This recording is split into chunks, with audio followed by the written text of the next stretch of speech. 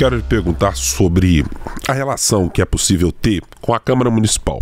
Porque a gente tem visto nos últimos anos, e por algumas mudanças de criação de orçamento impositivo e algumas relações entre executivo e legislativo em Belo Horizonte, mas nas outras cidades e no país, uma modificação desse cenário.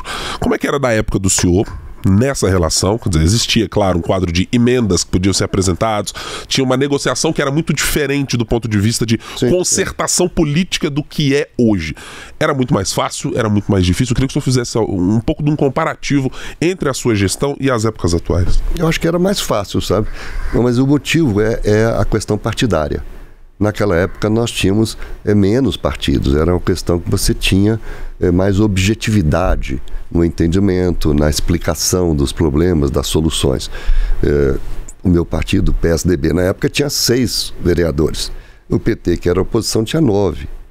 E tinha os outros vereadores todos dos demais partidos, PTB, PFL, que tinha, né?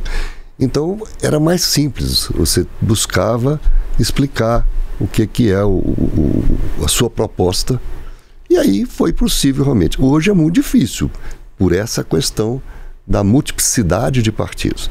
A gente sequer sabe de qual partido são os vereadores, às vezes você tem que perguntar o prefeito qual que é o partido dele. Então é sempre muito difícil, e isso é um problema que não é local, ele é nacional. Tem alguma solução em andamento? Tem, a tal cláusula de barreira, que ela vai forçando a diminuição. Mas ela não, até agora ela foi muito tímida. Tinha que ser uma cláusula de barreira mais forte para você simplificar os entendimentos que são necessários, é natural. A Câmara ajuda, assim como a Assembleia, mas no caso específico a Câmara pode ajudar sim nas questões das ideias que surgem, né? Quando o senhor fala dos vereadores do partido do senhor e os vereadores do PT, a gente viveu historicamente uma polarização, né? Hoje com o termo polarização, sim. De PSDB e de PT. Mas a gente vive hoje no país uma polarização que vem carregada de uma violência, vem carregada de brigas familiares, né? Como a gente fala sobre isso em época de eleição, não pode nem falar mais sobre política com família, mas entre PL e entre PT. Naquela época era mais fácil esse diálogo, exatamente porque as pessoas entendiam as diferenças, mas elas respeitavam mais do que é hoje. Sim, você já disse tudo, o problema é esse. Hoje existe realmente as pessoas são carimbadas, né?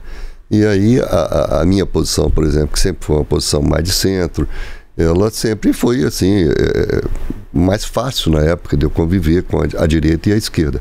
Então esse é um outro problema que o prefeito vai enfrentar. Seja qual prefeito vencer, ele não vai ter a maioria automática na Câmara.